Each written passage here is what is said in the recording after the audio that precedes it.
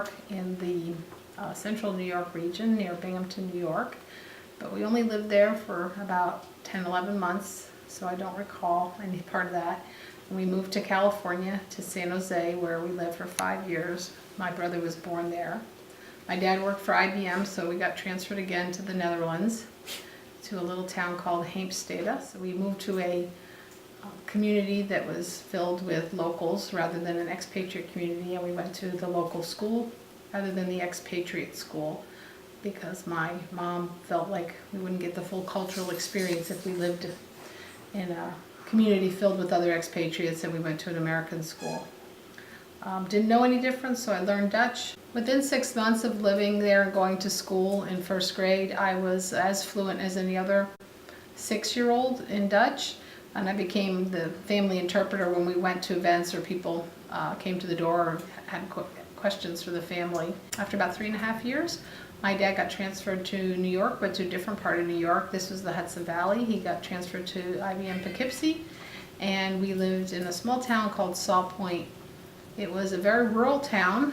We had about 7 acres, and this gave my mom the opportunity to have the horses she always wanted to have.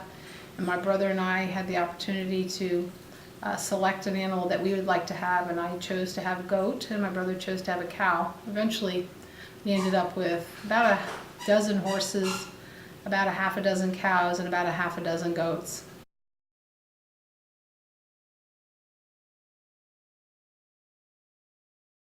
Some of the things, opportunities and things I learned growing up in living in the Netherlands, we were able to go on vacations every winter to go skiing in Austria, so that gave me the opportunity to learn snow skiing, which was very nice. Besides learning the foreign language, I guess the best way to learn a country is to learn their language. That's the best way to learn their culture.